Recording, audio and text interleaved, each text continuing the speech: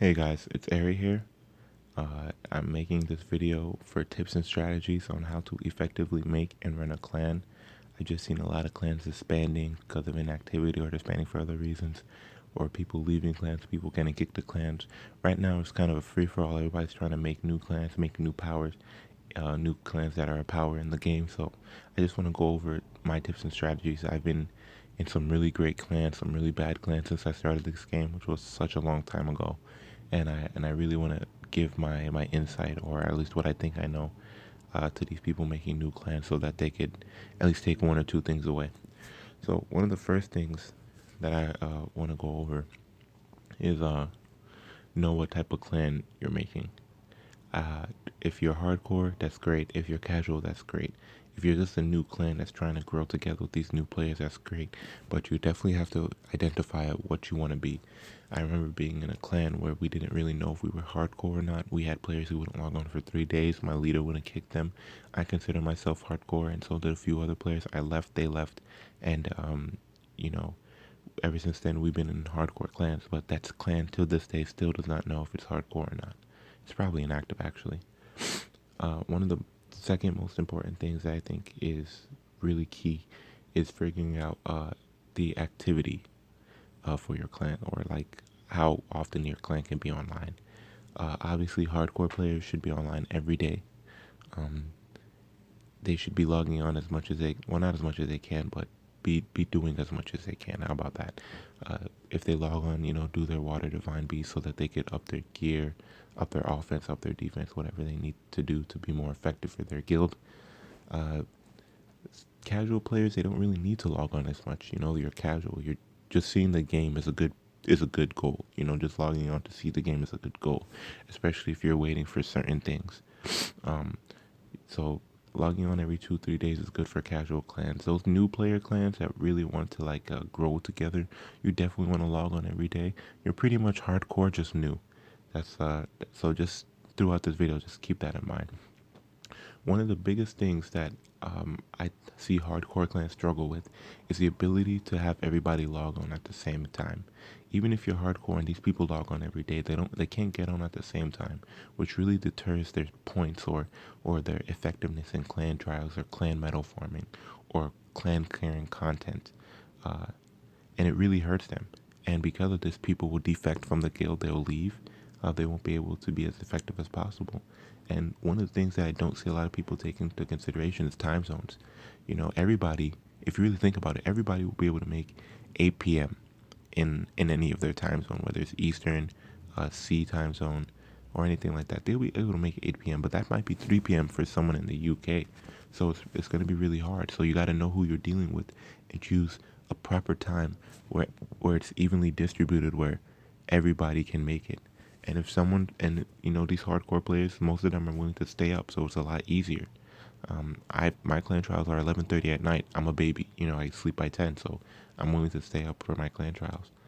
So you just have to make sure that you know who you're dealing with, and keep that in mind so that you don't have anybody feel left out if you move on without them.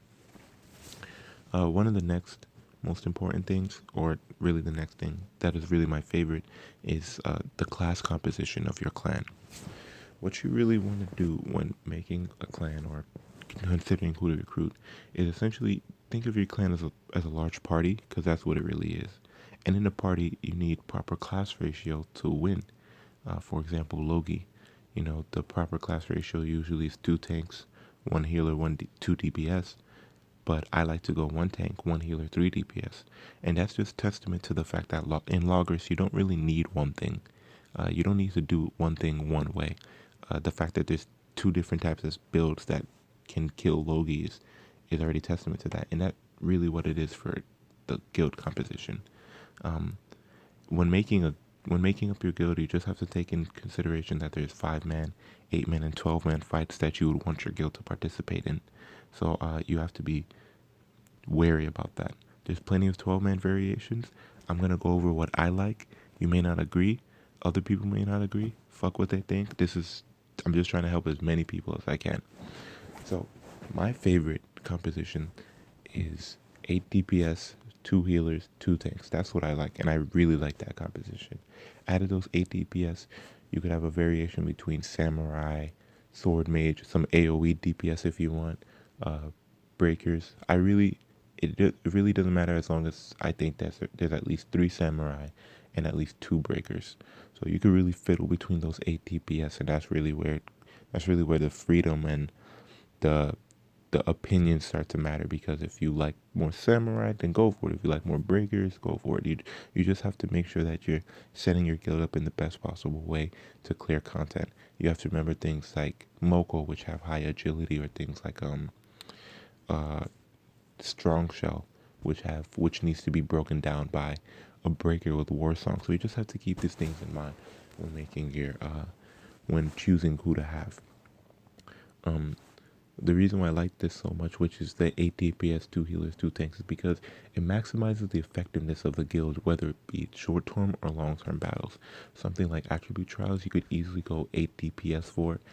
Your tanks can switch over to DPS if they have a subclass, so can your healers, and you guys could all just farm very, very fast. There's no need for QT anymore since the server has grown so strong. Um, or in something like Havoc, where you need a bit of everything, you can easily go 8 DPS, 2 tanks, 2 healers. So I really think it maximizes the effectiveness of the guild. I really do. Uh, of course, other people may think you only need 1 tank. Uh, People may think you need 1 healer. People may think you need all Sams. Uh, it's all opinion. This is just what I think is what I've seen work throughout the months and what I believe to be the best. Uh, just keep in mind, or at least I would like the leaders to encourage uh, their tanks and their healers to have some type of subclass or sub DPS class, because it's going to be very hard moving forward to solo if you're a tank, or to solo if you're a healer. And you don't want to depend on people always, even though you're a guild. Sometimes you just want to log on, maybe do a couple runs or something and log off. So you definitely want to have them sub some type of DPS class, especially to the point where they won't be a leech, essentially. Uh, the samurais can sub something like sword mage or some type of magic AoE, because you know if we ever get Naga again, we're gonna need this magic AoE or magic DPS. So you could even leave 1 slot for that type, a magic DPS type. It's all opinion and variety, which is so great.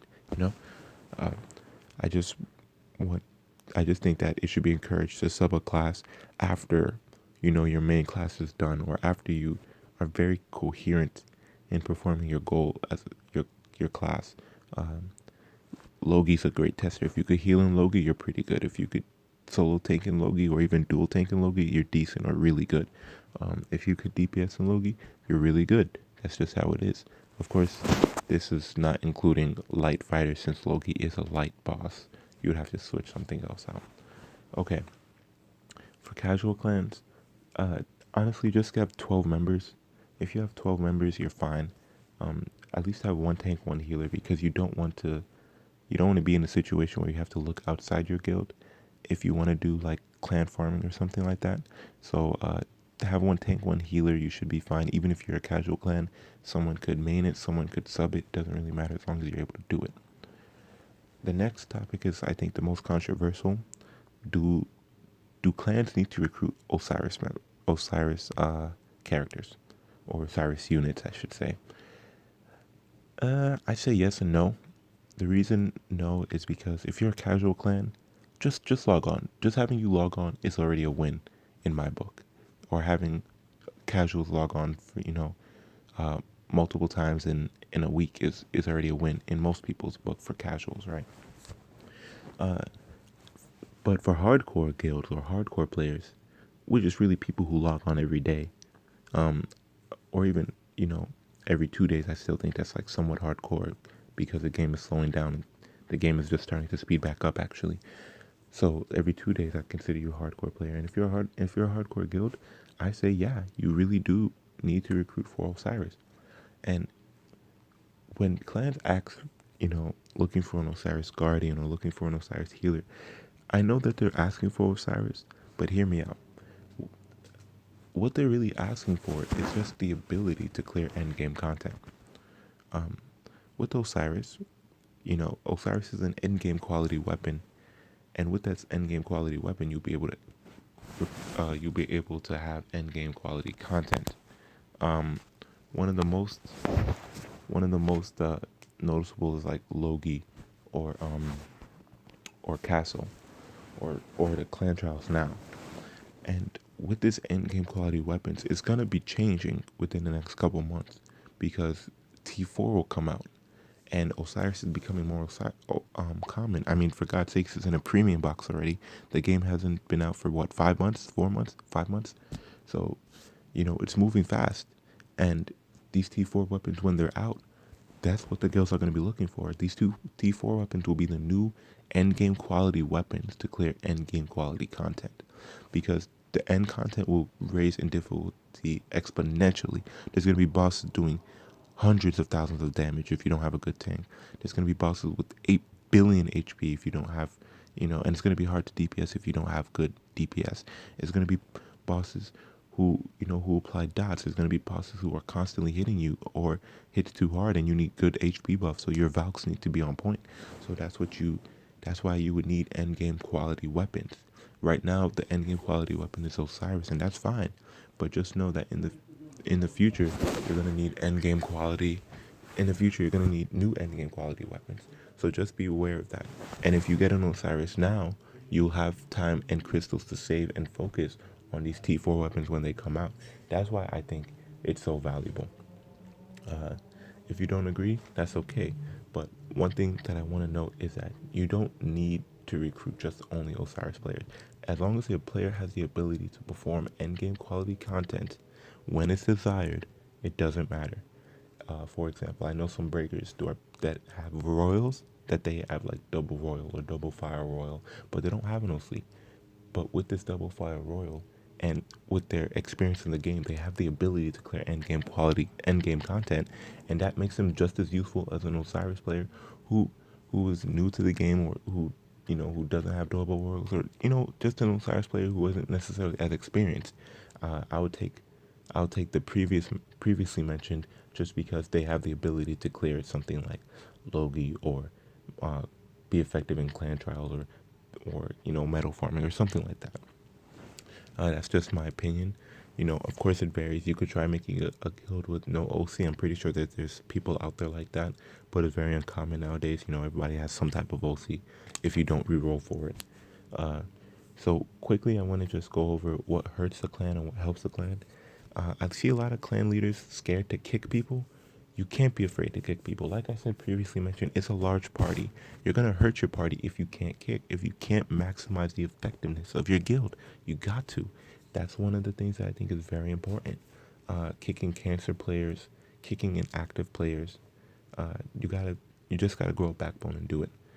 Especially if your guild wants you to.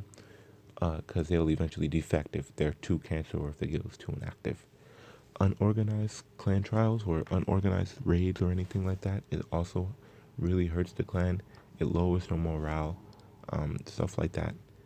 Obviously you want to avoid. You want to have some type of plan, and the way to plan it best is actually in what helps clans, which I think what helps clans the most is an off game group chat.